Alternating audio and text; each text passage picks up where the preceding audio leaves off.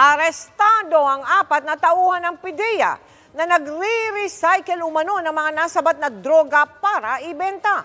Siyam na milyong pisong halaga ng shabu ang nasabat sa kanila. Nakatutok si John Consulta.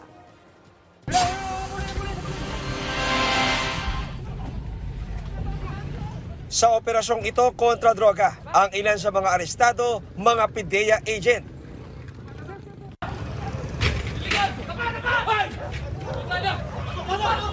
At ang nilusob, mismong opisina ng PIDEA Southern District Office sa Taguig. Dito raw kasi galing ang ilang ibinibentang droga. Ayon sa mga operatiba ng Regional Drug Enforcement Unit ng NCRPO, 9 milyong pisong halaga ng 1 kilo ng shabu ang kumpiskado. Kabilang sa 4 na arestado ang mismong hepe ng PIDEA Southern District Office na si Enrique Nocero. Ikinasa ang operasyon sa tulong ng isang informante na lumapit sa kanila. Nung na-interview ko siya, nagulat ako dahil hindi lang basta pusher ang aming target, kundi mismong active member ng PIDEA. Tinatawag ko yung aking hepe ng Regional Intelligence na si Colonel Romano Cardino na dapat nating i-operate ito. Nagsagawa raw ng 2 test buy ang NCRPO bago na isagawa ang bypass sa mga tauhan ng PIDEA.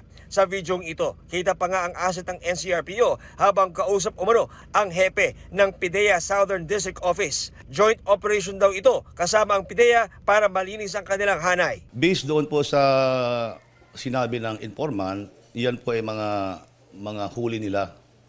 Kaya nga ang tawag natin dyan is parang nire-recycle lang shabu. Tumanggi magsalita ang mga inaresto nang kunan namin ng pahayag.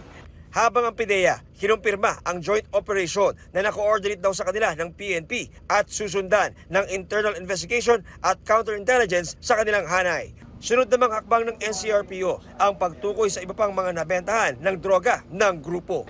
Alam na rin daw ni Justice Secretary Boying Rimulya ang tungkol sa pag-aresto sa mga tauhan ng PIDEA. I was briefed about it a while ago, but let it enter the investigative stage. Don't worry, we're working on these matters. Kasama yan sa agenda namin sa drug war. Para sa GMA Integrated News, John Consulta, nakatutok 24 oras. Good news mga kapuso! Maaari niyong mapanood ang 24 oras at iba pa naming mga newscast sa aming YouTube channel. I-click lang ang subscribe button na lalabas sa screen.